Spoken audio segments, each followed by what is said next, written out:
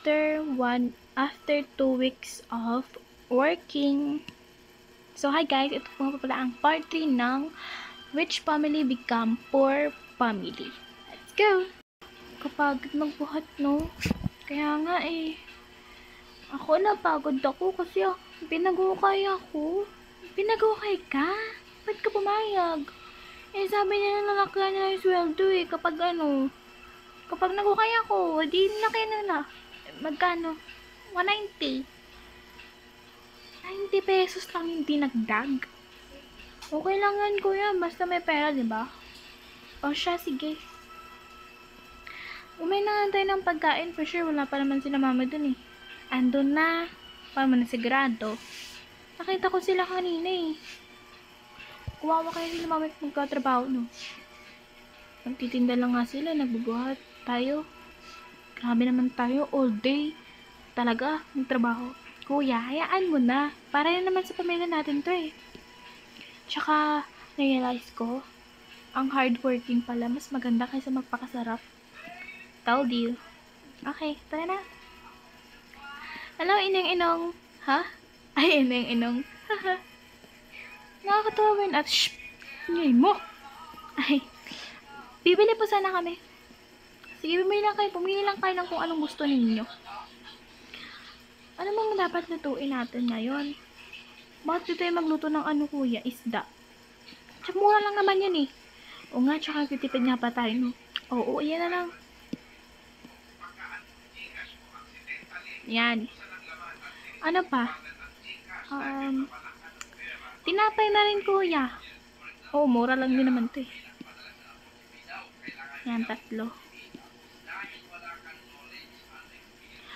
lang, kuya. Di ba 5 tayo? Nga pala. Eto. 2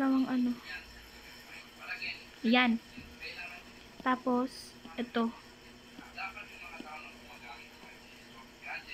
Nan. Okay, tara na. Magkano po lahat? Sakto sa pera mo. Ay, sakto. Bibili sana ako ng prutas Paano ba yan, kuya? Sakto pala. Hindi maglalakad tayo pa uwi. Ano pang gagawin natin? Yun lang nga. Kapagod maglakad. Wala na tayong choice. Okay. Thank you sa pagbili. Walang anuman po. Wala tayong pera, kuya. Maglalakad. Ano ka ba, Kirsty? Sige na. Araw-araw naman natin ito ginagawa Naglalakad tayo kapag walang natira. Nga. Tara na. Sino yun? Sino yan? Ba't hindi niya naman sinabi pala na pupunta kayo dito? Sana naman nakapag-ready kami. Susurpresahan po sana namin sila. Oo nga po. Kaya naman sinama pala si Christy. Silang pong 3.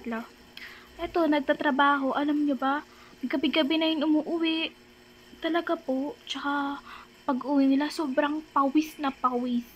Talaga po. Tsaka, alam nyo ba? Alam mo ba, tinitipid na nila yung pera nila. Tsaka minsan nga, hindi sila nakain Pero si Via, ayan, pinapakain talaga nila. Talaga po. Oo, tsaka alam nyo rin ba na si Christy, laging pagod. Minsan nga, kung umuwi maaga na, dala-dalawa kasi yung trabaho nun Minsan nagtitina sa bakery, minsan naman nagbubuhat ng mga naghuhukay ng lupa. Hala, talaga po, ginawa niya po. Ano yun po kapanipaniwala? Kung nakita niyo lang kung gaano ka-hardworking ang batang yan.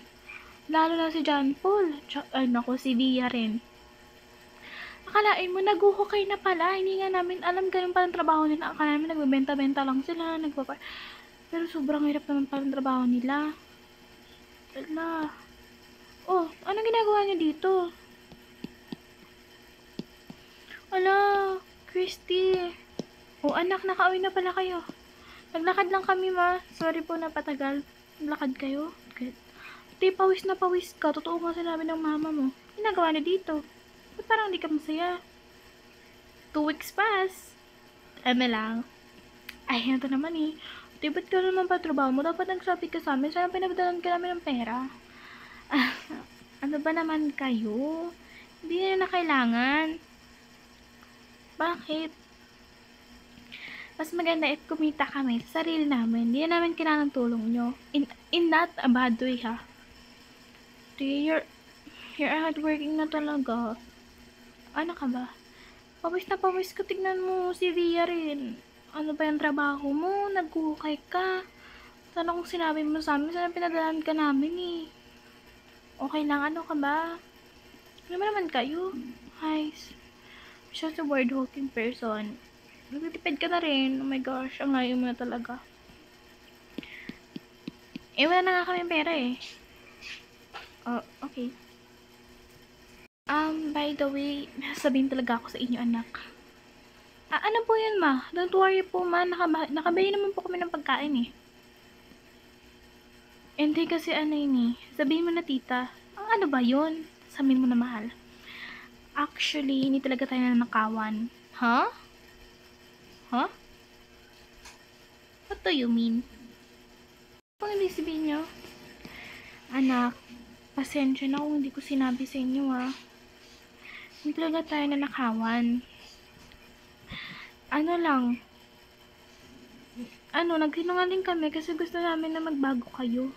Magbago? Ano po bang ibig sabihin? Tinago ko lang yung pera. Pero yung negosyo natin is doing well naman sa Manila. Tsaka, mas lumalaki yung kita natin. And,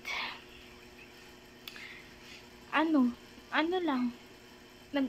Sinungaling kami kasi nakikita namin nag-i-improve kayo. Ayun no, nagbabago kayo. Parang, nagmabait kayo at hindi na kayo mga spoiled.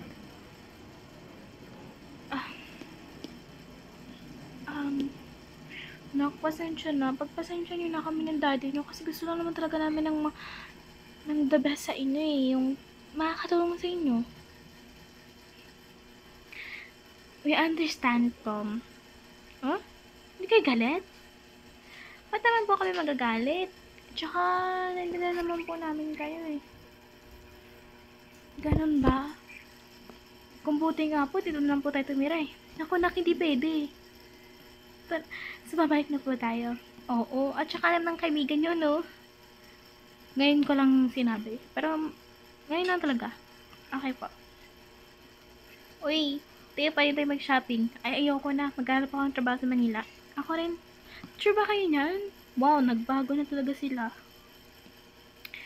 At saka, okay lang naman po talaga, mami eh. It's really okay.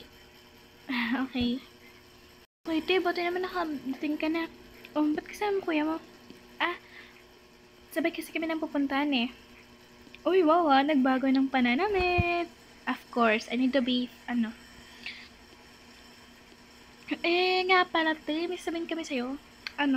Shopping? Ayoko nga, tsaka nagtitipid ako. Grabe ng pagtitipid mo ah. Okay lang yan. Sige, magka-coffee ng tayo ng afternoon. Sige. Saan kayo papunta? Sa company ni Daddy, doon kasi kami nagtatrabaho eh. Wow, sineryoso niya talaga. Oo naman. Sige na, aalis na kami. Okay, bye. Bye. Bye, Mami and Dad. Ang gaganda at gagwapo niyo ah. Thanks. Sige na. may business meeting pa kami. Okay po. Paano po si Via? Ate, nakakalimutan mo mayroon akong sa office. Nga pala. Sige na. Let's go. Bye. Bye, Mommy, Daddy. Hi. Hello, Mom. Gusto ko magpa-deposit ng pera. So, ayun lang, guys. Thanks for watching. And, yun lang. Sana may natutunan kayo. Yun lang. Bye-bye.